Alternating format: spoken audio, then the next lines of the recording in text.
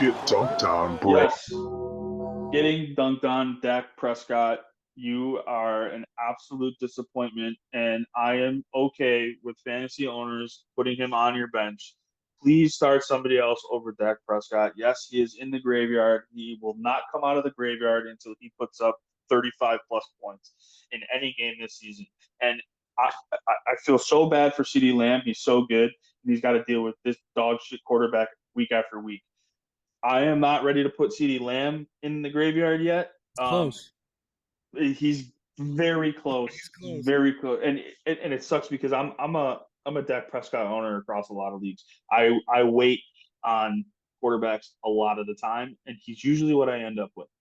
Um, yeah, no, Dak Prescott, get dunked on, dude. You need to play smarter football. You had 3 interceptions yesterday, and they were all bad.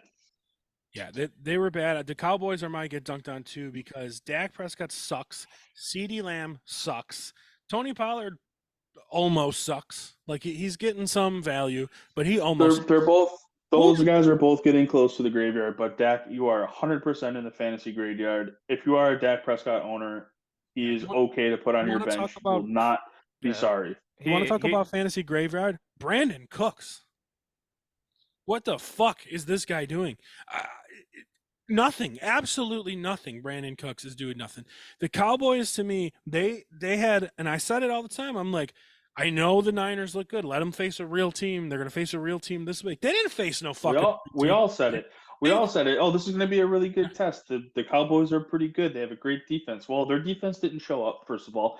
And Dak Prescott, I don't think he showed up all season. And you know what? Let's change it. All of Dallas Cowboys, you're in the graveyard. Thank you. That's with me. Sorry, Jay. I interrupted you. Go ahead, Jay. My get dunked on was Dak too. So, let's go. Do you know his stats so far for the year or no? Go ahead. You have them pulled up? Yeah. 1,000 yards, 5 touchdowns, 4 interceptions, and his QB rating is 87.5. I mean, it's not horrible, but it's also not great. I mean, it's mid. No, it's literally mid. It's so mid. He threw for 153 yards, 1 touchdown, 3 interceptions, ran 1 rushing attempt for 2 yards. That was his stat line last night. I had a lead. I had a lead against Chaz, your brother, Dom. And of course Kittle went off, right?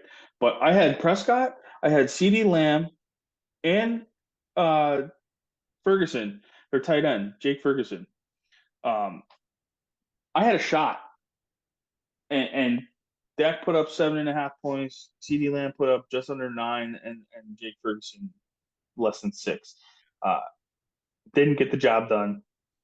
Yeah, and I get it. It was against a good defense, but he hasn't showed up all year. Dak hasn't showed up all year, and I know because in my main league, I got Dak, but my first quarterback drafter was Richardson, and I started Dak the first couple weeks till I saw it from Richardson, and on the year, Dak Prescott has. You just heard all the numbers for the year, so let's just play it like this: Jordan Love has 88 points in 4 games.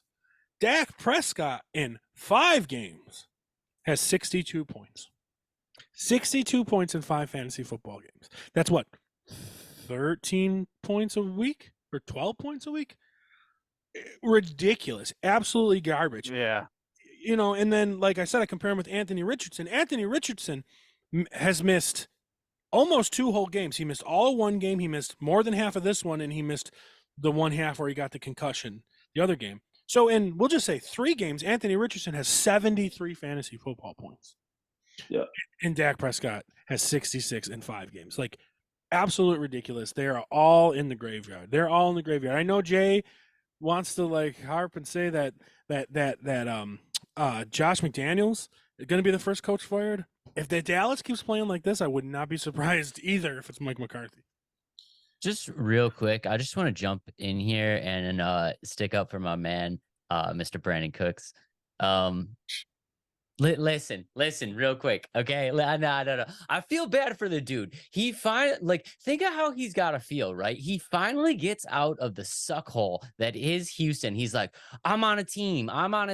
Like, I'm gonna get to be a real wide receiver. Like, Brandon Cooks is just like, I'm gonna be a real boy, and then he's got to go play with this fucking bullshit. Like, CeeDee Lamb is not producing in this offense. Brandon Cooks, No. like, you can't expect Brandon Cooks to produce in this offense, and I feel bad for the dude. This is 1,000% on Dak Prescott. Like, I feel bad for CeeDee Lamb too. He's a great receiver, but Yeah. when you got Dak Prescott throwing to you, I mean, come on. Something's so got to give in Dallas, and Jerry Jones needs to sell the team or something and just get out of there, dude. The only thing I gotta say is they did part with a 4th-round pick for a certain quarterback. So, is it possible that this is Dak's last year, and they move forward with Trey Lance after? Because they traded a 4th-round pick for Lance. Dak Prescott was a 4th-round pick. Dak Prescott next year is on the books to make $64 million. They have a way to get out of the contract this year where they don't have to pay all of that. Oh, So they definitely need to get out of it. I have a feeling next year your starting quarterback is Trey Lance for the Possibly. I mean, just do it now.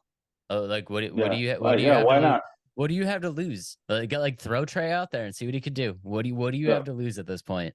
to be fair, they are 3-2. It's not like they're bottom dwellers. No, they're not. And they They're not. still have a really good defense. But they're just the 49ers had a better offense. They're 3-2 because of that defense. Yeah. The defense has majority of their points, not their offense. That's why they're 3-2.